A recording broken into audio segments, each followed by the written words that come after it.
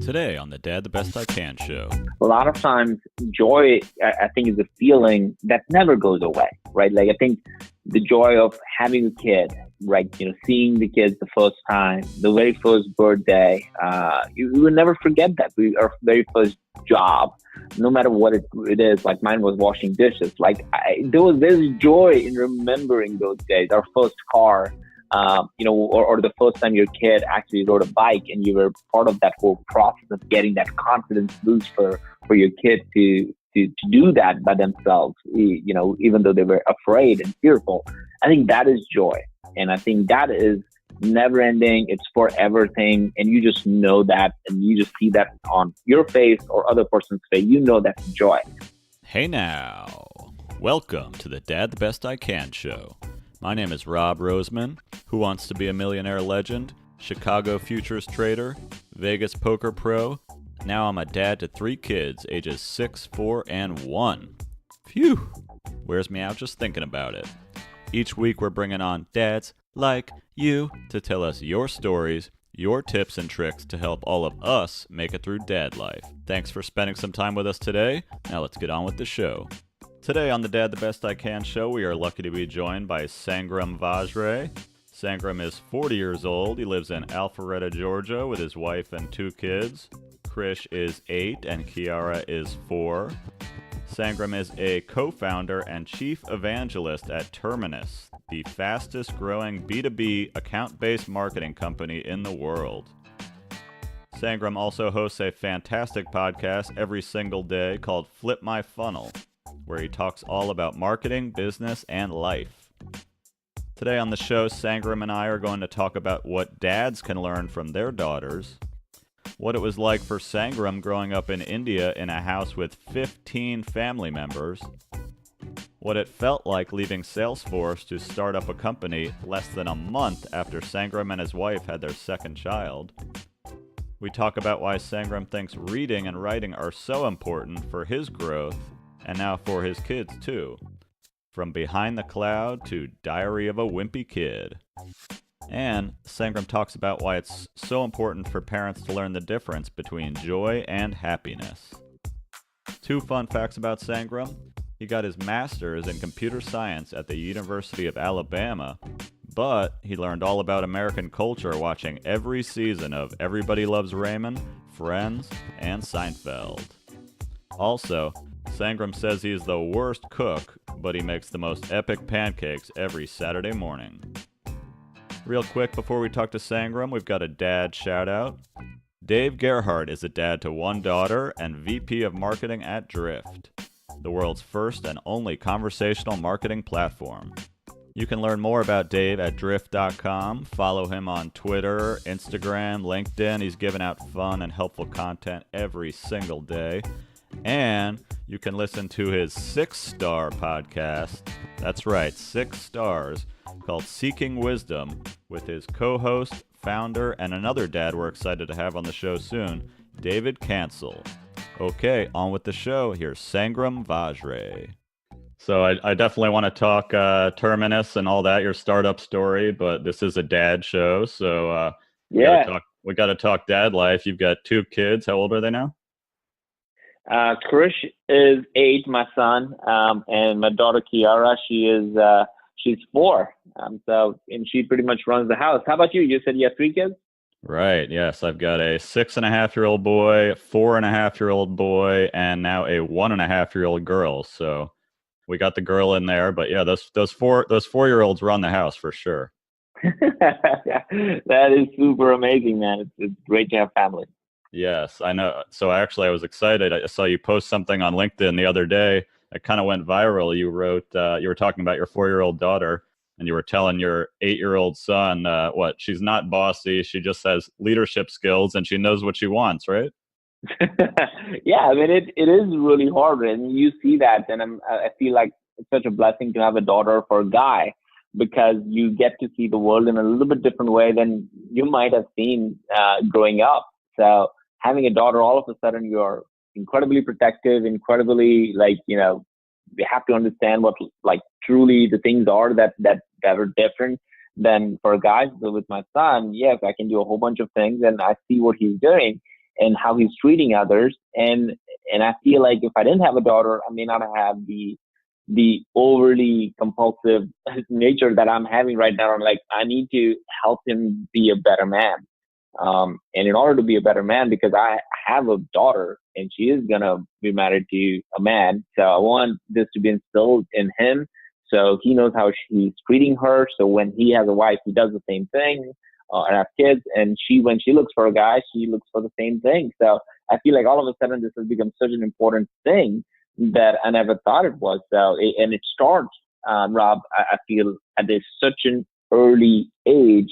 And the stereotypical view of what boys do and what girls do, and it is so profoundly impactful that I was blown away. So I think I've made a point to just make this known every day as much as I can in different ways, not the same thing, but in different ways to just make that an important thing.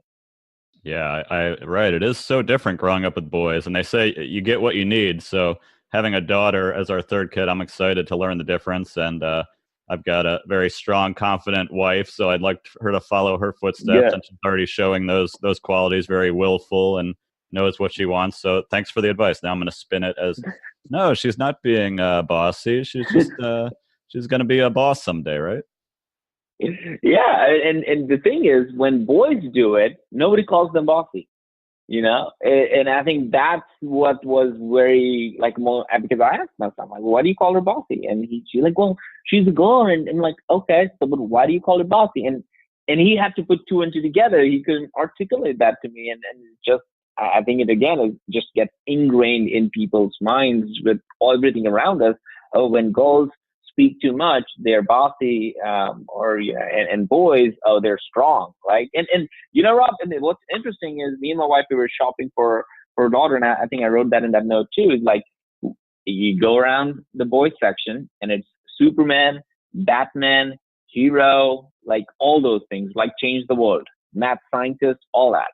And then you go on the girls section, and you have stars, unicorns, pink, fairy, tooth fairy, and all that stuff. Again, there's nothing wrong with a lot of those things, but if that's the only thing they see, then of course boys are going to think they're going to be strong and powerful and all the things that comes with it.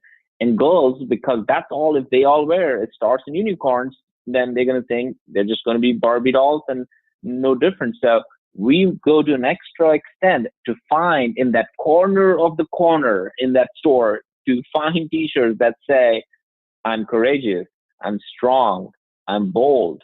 And we buy those t-shirts in addition to any of the other sparkly t-shirts because we want to institute that thought in her mind and others when they see her and talk to her. So yeah, I'm just recognizing it takes more effort than I thought it would. It's so true. And it is like, hearing you articulate that, and like all dads, it takes us a little while to figure it out, right? Every day we're like, oh, that's what she meant by that. So, right.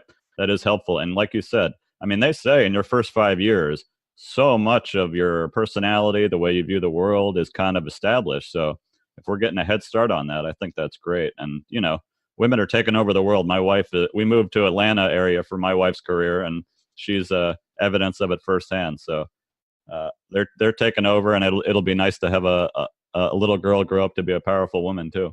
No kidding, man. I was listening to Sheryl Sandberg, who's very well known. She wrote the book Lean In.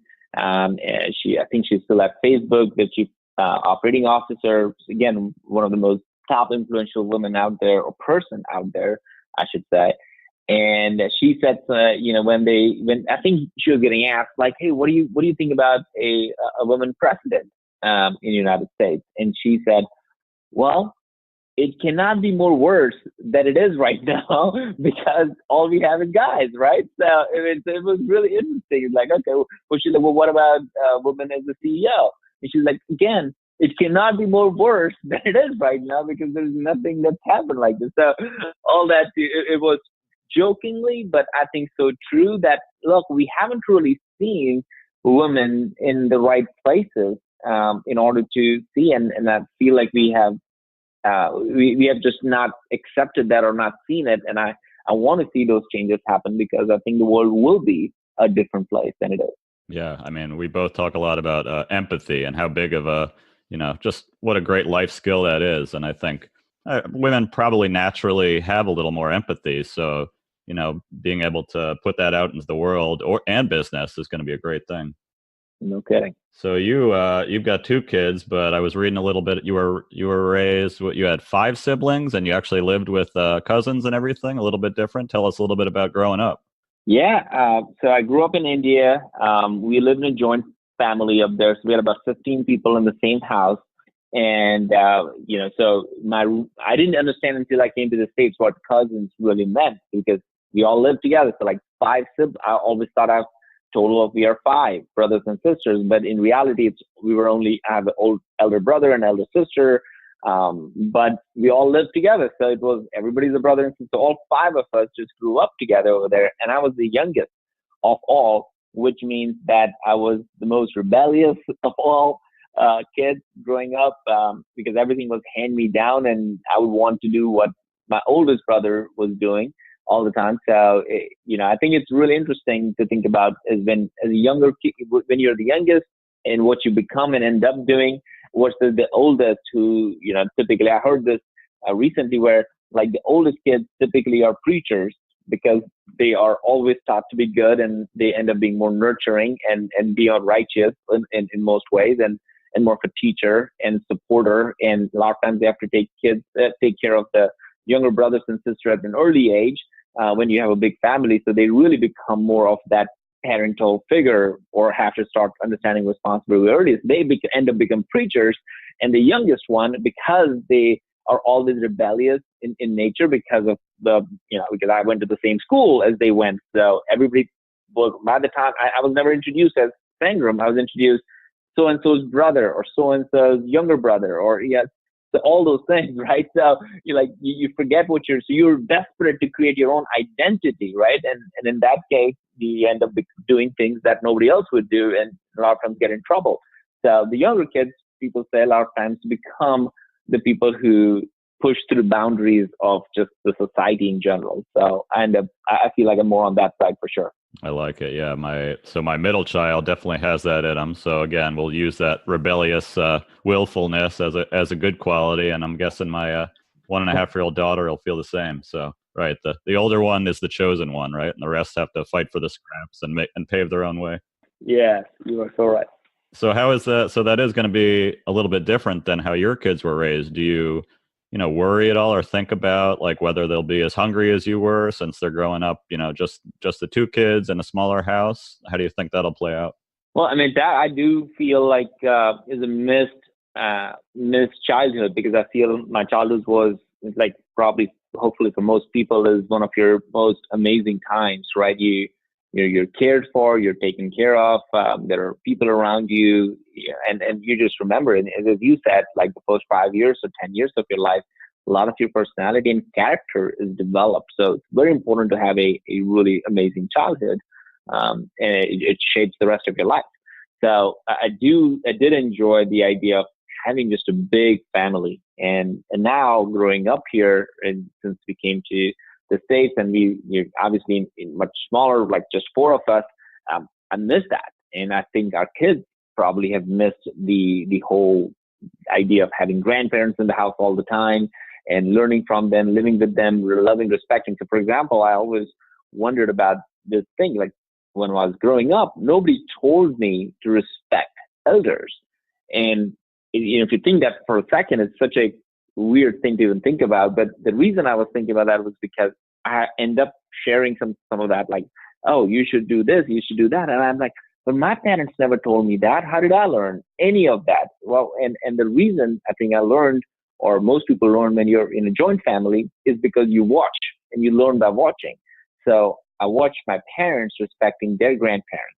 And because we lived in the same house, it was obvious that I'm part of that whole thing. So when I was getting raised, my parents didn't have to tell me, here's how you speak to your grandparents, here's how you do, here's how you treat them, because they're there every day and I see that happening every conversation. So if they didn't treat them well, that's how I would treat my parents. But I saw them treating so well that like that became ingrained. Now with my kids, they see their grandparents once a year or every 2 years. They have no idea what it is to me and how do you build that relationship. So, there are things like that I feel like when you have a small family, you just miss out on.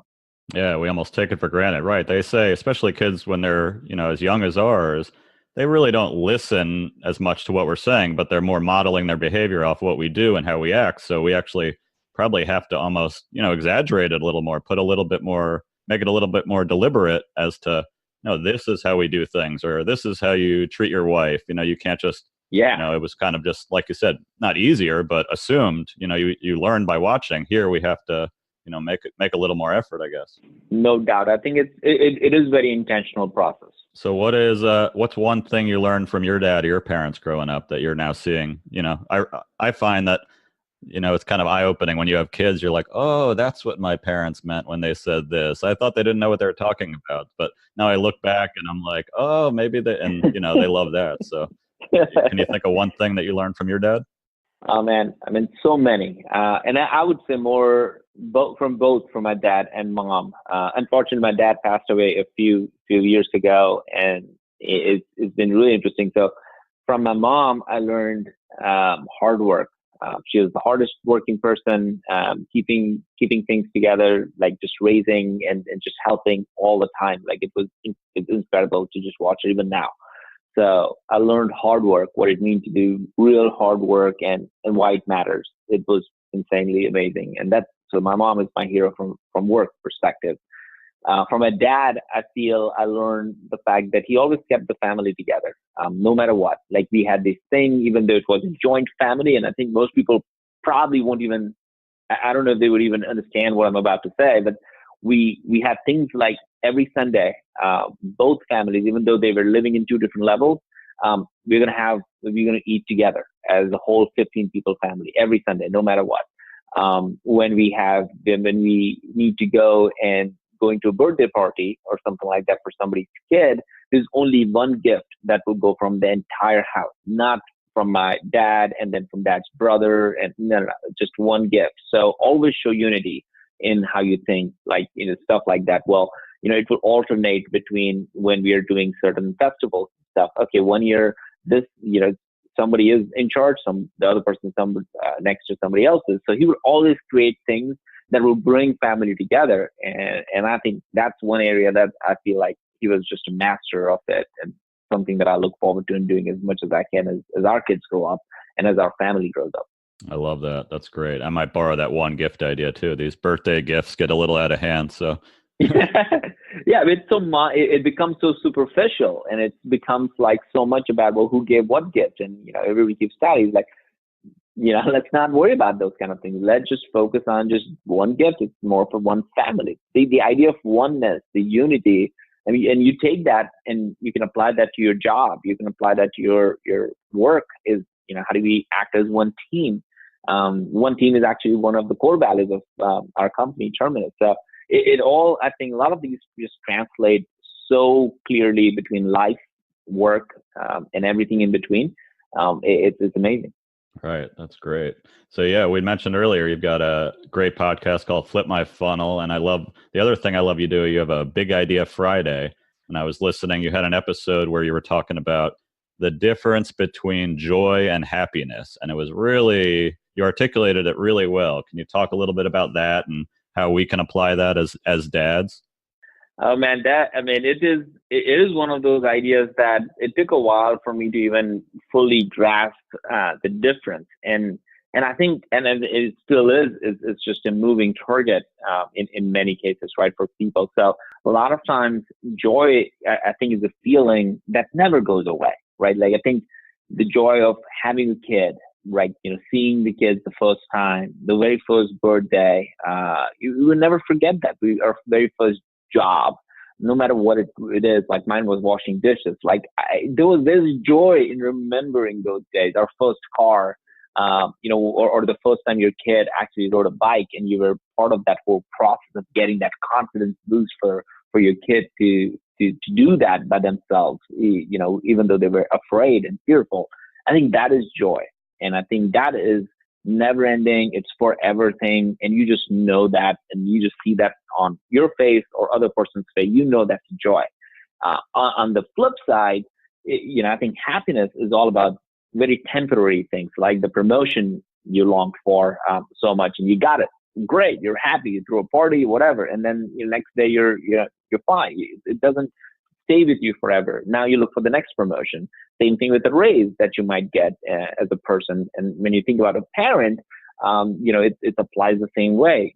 Joy, I think, is such a forever concept. And I think we need to distinguish between that and run after joy and opportunities when you get those kind of joy versus happiness, which is temporary, like the birthday gifts and the parties. Like I remember, as a kid, again, growing up in such a big family, we didn't need the biggest toys.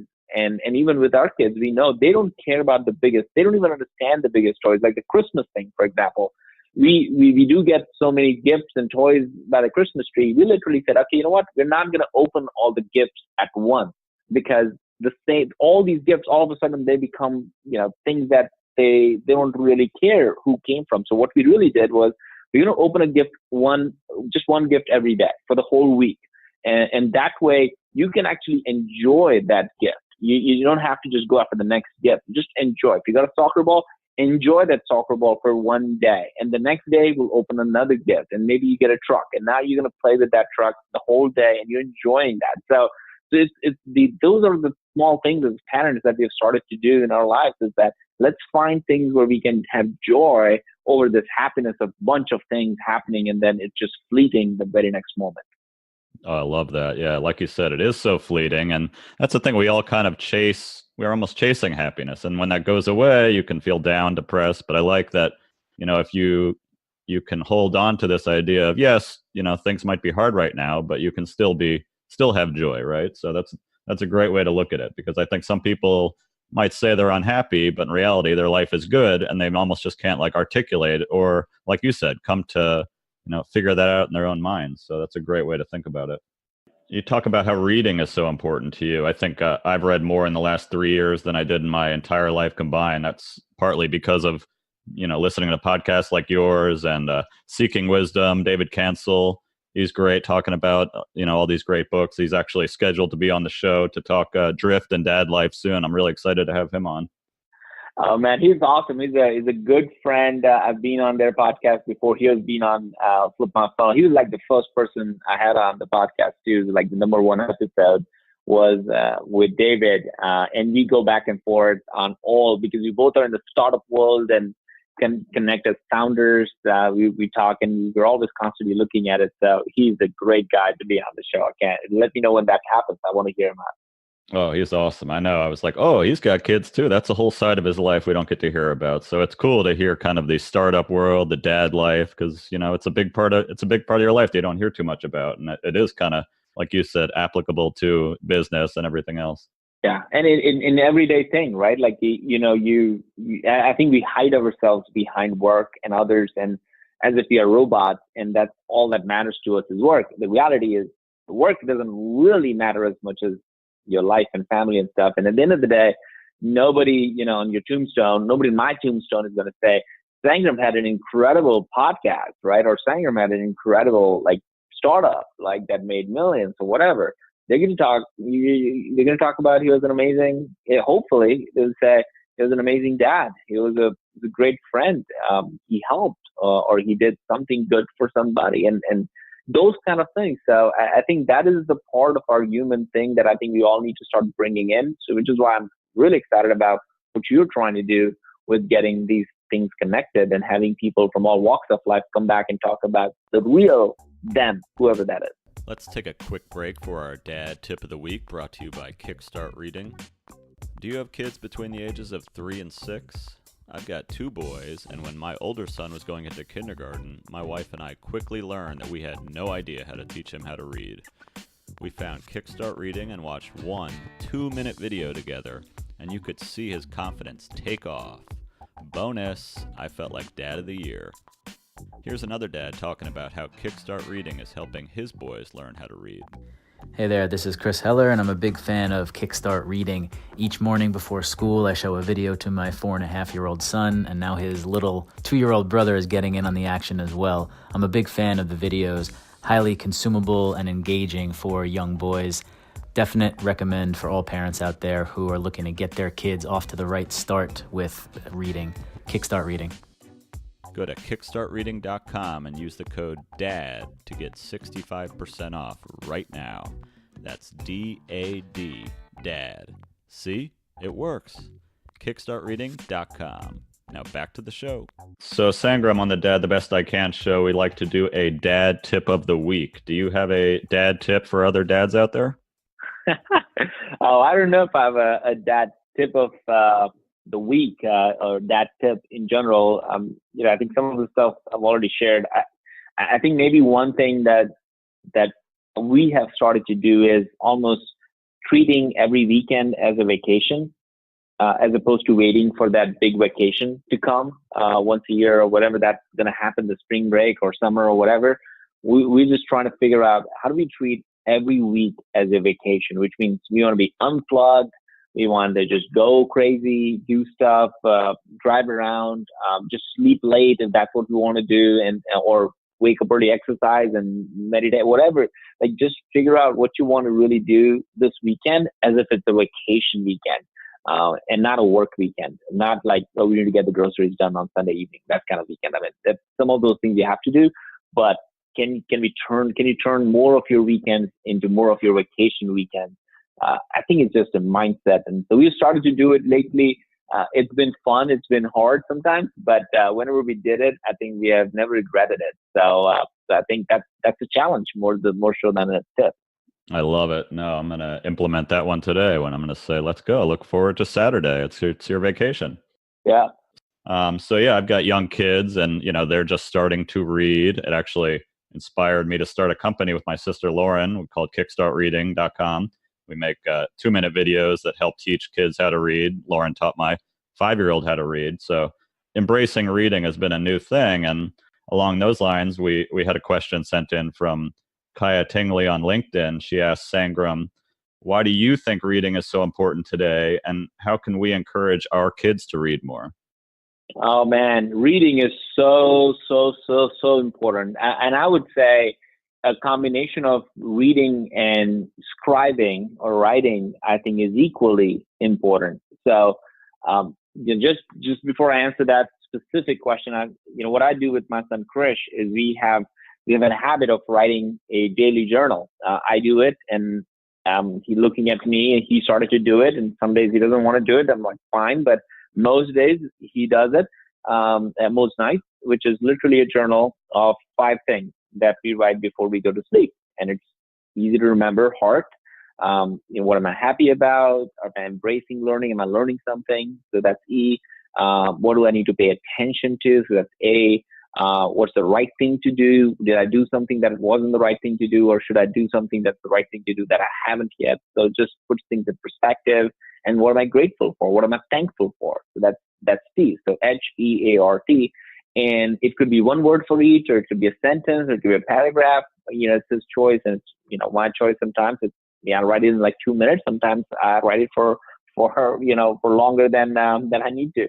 But that is a very much of the idea of like, to self-reflect, and it lets you stop and pause for a little bit in this busy world that we live in. Same thing is with reading, and reading allows you to pause in many ways, and reading allows you to reflect on it. So a lot of times we would just go to the library, or we would just get books, and like I read with him The Diary of the Wimpy Kid, right? I've read all the series with him every time, we go to sleep and stuff. We're Christians, so we read Bible every night. So there are things that reading allows you to do that, and conversations that happen between you and your kid that will not happen at all watching a movie or watching. I mean, those are all fun things to do, but man, reading just gets. I see my son getting into like, Papa, let me tell you about something. I read this.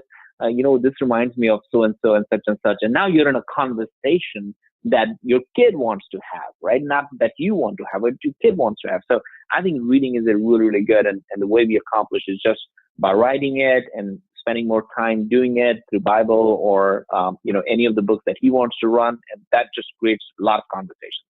I love it. We actually, last night, we did a chapter of Diary of a Wimpy Kid last night we read with my son, and it was funny and fun. And it's like you said, it's one of the only times you can quietly be one-on-one with your kid, And it is almost like a scarcer thing now, reading. Everybody's doing video and YouTube and everything. So it's like to slow down and take a minute with your kid and read and kind of instill that, I think really, it's probably more important than ever since it is kind of a scarcer thing, right? No doubt, man. I love the idea of just building that relationship and conversation. That is so important. And I think we just take it for granted. So we like to do some rapid fire questions on the show. Are you ready, Sangram? Let's do it. What is the first car you ever owned? Mazda MX-3 hatchback. What is your favorite movie? Category is drama. Well, I mean, Rocky whole series. Actually, I watched it with my son when we were together. So all the series of Rocky movies. It's the best. Even 4 and 5, they're still great. Yeah. What is your favorite comedy movie ever?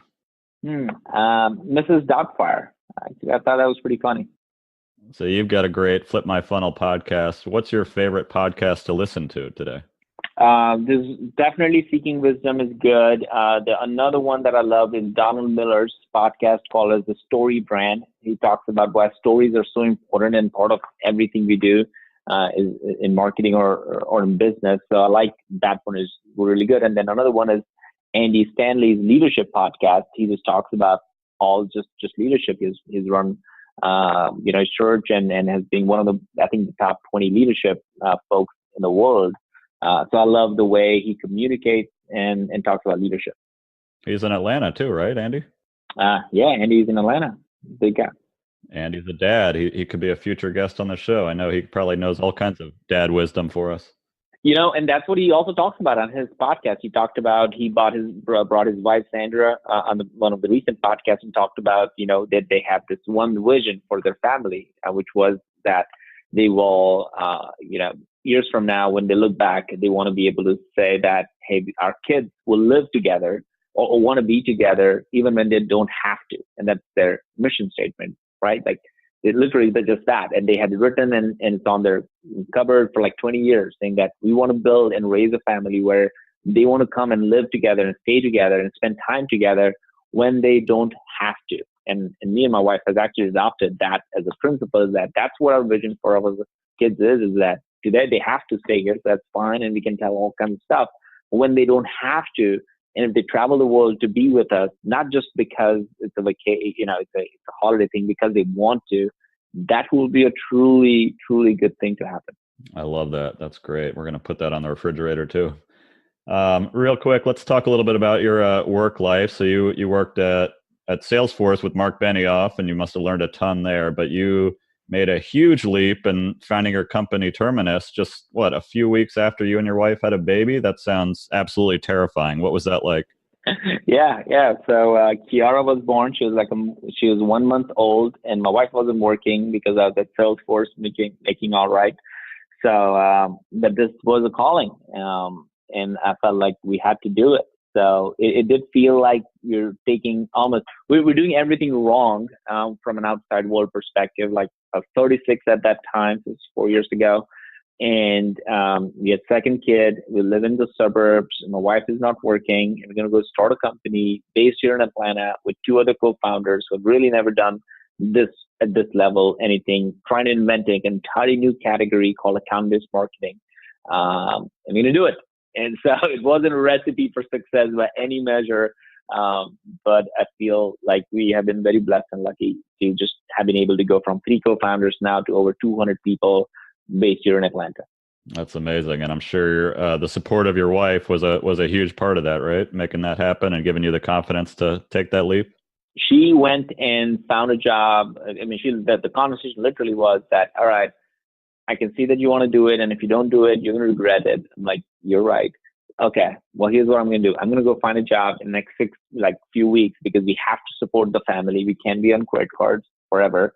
And you have 1 year, literally 1 year, to prove that this thing has legs. And if it doesn't, then you're going to go get a real job. But that's all you have is 1 year, and you can figure it out. So to me, that was the impetus of a crazy amount of stuff we did in the first year, purely because I knew if we didn't do something that would move the needle for the company, then I'm going to have to go get a job. And I think she was very good about putting a timeline on me and a leash on me to make sure that I do something that's not just a hobby, but actually something that matters.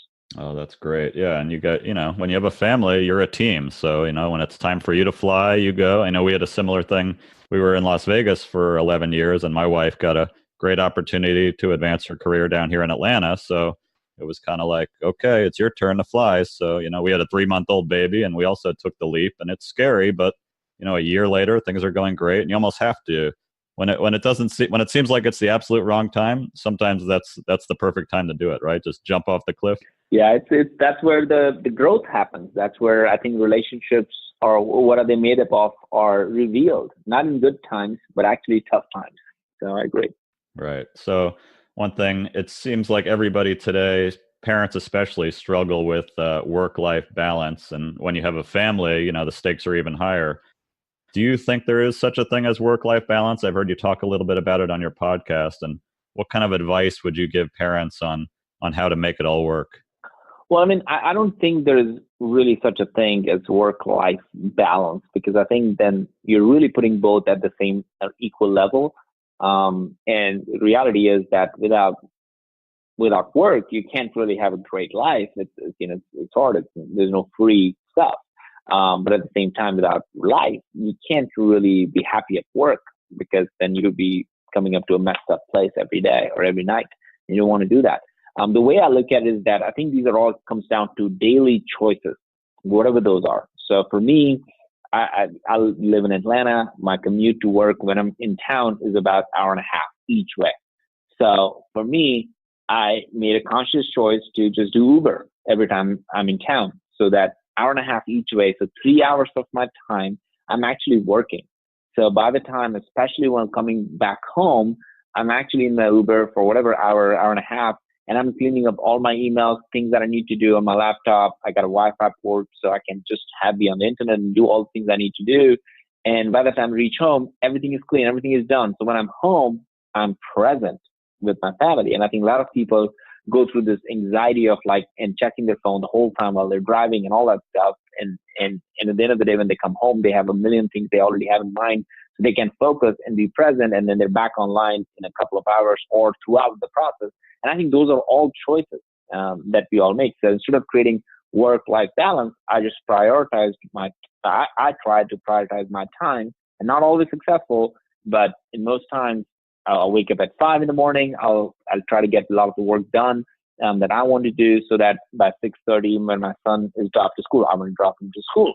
So that's important. It's important to have breakfast with him. So from 6:30 to 7, that's our time to be together. So those are all just little choices that I think we all need to make. That will make it better, as opposed to trying to think about it as a life, work-life balance. I love that. My wife is going to be she might be Ubering to work just after hearing this. That's a great tip. Yeah, it works. I mean, it has been one of the best things. Hopefully we make more money than like a whatever $20 worth of Uber per day. And if it brings peace and joy and happiness in your day, in your evening, lets you center and focus on the right things, I think it's worth the investment. Yeah, so many good nuggets in here, Sangram. I really appreciate you being on the Dad the Best I Can show. Where can people learn more about what you're up to? Well, I post pretty regularly on LinkedIn, but also, as you said, do the daily Flip My Funnel podcast. You guys can check out either one of them and just go after the best thing in life. I appreciate it, Sangram. Have a great day. You too, man. Thank you guys for listening to the Dad the Best I Can show. If you enjoyed it, please subscribe and leave us a 5-star rating on iTunes or Apple Podcasts. Actually, 5 stars. We could do better than that. Brooks? Infinity stars. Cameron, how many stars? Infinity 1,000. Infinity 1,000. You got to one-up them in this household. Thanks. See ya.